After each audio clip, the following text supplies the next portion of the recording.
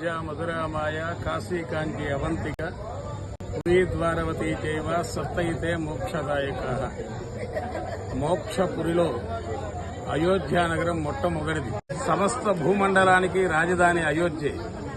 అందుకని ఇది మోక్షపురిలో అంటే 7 నగరాలని చెప్పుకున్నాం మోక్షాన్ని ఇచ్చేది. అందులో మొట్టమొదటిది అయోధ్య నగరం. ఈ నగరం దేవతల చేత నిర్మాణం చేయబడినది అని పురాణాలు చెబుతూ ఉన్నాయి. యోధుల చేత ఛేదించబడినది. అంత గొప్పది అయోధ్య. అటువంటి అయోధ్య నగరానికి వేంచేయడం జరిగింది. రామ జన్మభూమి, రామచంద్రుడు జన్మించినటువంటి మహాపవిత్ర స్థలం. ఇందులో రామచంద్రుడు అవతారం పరిసమాప్తి చేసింది కూడా ఇదే నదిలో. అంత విశేషమైనటువంటిది. దేహంతో ఉన్నప్పుడు కొంత ప్రాంతాన్ని పరిపాలన చేయగలడు. దేహాన్ని విడిచేసిన తర్వాత ఆ యొక్క యావత్తు 14 లోకాలు జయించాడు రాముడు. సత్యేన లోకాన్ జయతి, సత్యము చేత 7 లోకాలు జయించాడు. దీనేన దానేన జయతి, దీనులకు దానమిచ్చి జయించాడు. ఓ పేద బ్రాహ్మణుడు వచ్చి ఒక గోవును దానం ఇవ్వయ్యా రామ అంటే చేతి కర్రిచ్చి ఇది విసరమయ్యా, అది విసిరితే ఎంత దూరం వెళ్లి పడుతుందో అన్ని గోవులు ఇస్తానన్నాడు. ఆయన విసిరిన విసురుడికి సరయూ నది అవతల పడిందిట కర్ర. అన్ని గోవులను దానం ఇచ్చాడు. గురు శుశ్రూషయా విద్య, గురువులను ఎలా జయించాడు? వాళ్ళకి సేవ చేసి నిండా 16 ఏళ్లు లేకుండానే యోగ వాసిష్ట 32,000 శ్లోకాలు కంఠస్థంగా అర్ధ సహితంగా చదివి ఆయన నేర్చుకుని లోకానికి అందించాడు. నిన్న మొన్నటి కరోనా కూడా యోగ వాసిష్టంలో చెప్పబడి ఉన్నది మనం చదవగలిగి ఉంటే. కాబట్టి అటువంటి సరయూ నది, రామచంద్రమూర్తి అవతరించిన భూమి అయోధ్య. ఆయన అవతారాన్ని చాలించి మనని అనుగ్రహిస్తున్నటువంటి ప్రాంతం అయోధ్య. అందుకని రామ అనేటువంటి 2 అక్షరాలు కూడా సప్తకోటి మహామంత్రాహ అన్నాడు. 7 కోట్ల మంత్రాలతో సమానం రామ అనేటువంటి 2 అక్షరాలు. అందుకే వాల్మీకి మహర్షి అందించిన రామాయణాన్ని స్వీకరించిన పరమేశ్వరుడు నాకు ఈ 2 అక్షరాలు చాలు నేను తరించడానికి, మిగతావి మీరు ఉంచుకోండి అన్నారు. శ్రీరామ రామ రామేతి రమే రామే మనోరమే సహస్రనామ తత్తుల్యం రామనామ వరానని అని రామ అనేటువంటి 2 అక్షరాలు నేడు చాలా తరింపజేస్తూ, ఎక్కడ రామనామం వినపడుతూ ఉంటుందో అక్కడ కష్టాలన్నీ ఉండవు.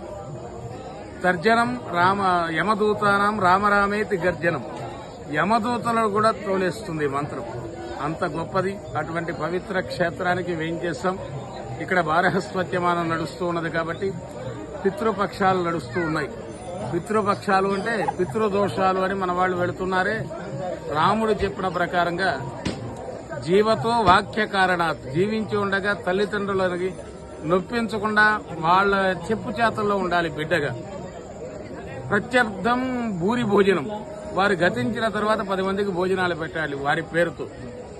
గయాయాం పిండదానేచ, వారు గతించిన తర్వాత గయా క్షేత్రానికి వెళ్లి పిండ ప్రదానం చేయాలి. పుత్రస్త్రిభి పుత్రశ్చ పుత్రతాత్ అన్నారు రామచంద్రుడు సాక్షాత్తు భరతుడితో. ఈ 3 లక్షణాలు కలిగిన వాడిని పుత్రుడు అంటారు తప్ప ఏదో నేను మేలండి, నేను చాలా గొప్పవాడిని అనుకోక్కర్లేదు. ఈ 3 లక్షణాలు కలిగితేనే వాడు పుత్రుడి కింద లెక్కలోకి వస్తాడు. అటువంటి పవిత్ర క్షేత్రానికి వేంచేయడం జరిగింది. రేపటి రోజు రామ జన్మభూమిలో స్వామిని సేవించుకోవడం జరుగుతుంది. ఈ పూట ఈ విశేషాల్లో సరయూ నది చాలా విశేషంగా ప్రవహిస్తూ ఉంటుంది. ఇక్కడ స్నానం చేయడం అనేది చాలా అసాధ్యం. నీళ్లు చల్లుకుంటే చాలు, లోపలికి వెళ్ళటాలు ఈతలు కొట్టడాలు అవి ఇక్కడ ఉండవు. చాలా వేగంగా పయనిస్తూ ఉంటుంది. అటువంటి సరయూ తీర విహారి అయినటువంటి రామచంద్రమూర్తికి మరొకసారి దాసోహములు సమర్పించుకుంటూ, ఈ క్షేత్రాన్ని ఇలా నిలబెట్టినటువంటి మహానేత, 500 సంవత్సరాల వివాదాన్ని 5 లక్షల మంది బలిదానాలు చేసుకుంటే ఈ యొక్క శోభకృతునామ సంవత్సరంలో శోభాయమానంగా రాముడు 2024 రామాయణానికి శ్లోకాలు 24,000, గాయత్రీ మంత్రానికి అక్షరాలు 24. అందుకే 2024లో స్వామి అయోధ్యలో ప్రతిష్ఠించబడ్డారు. అటువంటి బాలరాముని మనం రేపు సేవించుకుందాం. బాల శబ్దానికి చాలా శక్తి ఉన్నది. త్రిపుర సుందరి, బాల త్రిపుర సుందరి శక్తి. కృష్ణుడు బాలకృష్ణుడు, అలాగే ఇక్కడ బాలరాముడు. చాలా శక్తివంతమైన రాముడిని మనం రేపు సేవించుకుందాం. జై శ్రీరామ్, జై శ్రీరామ్.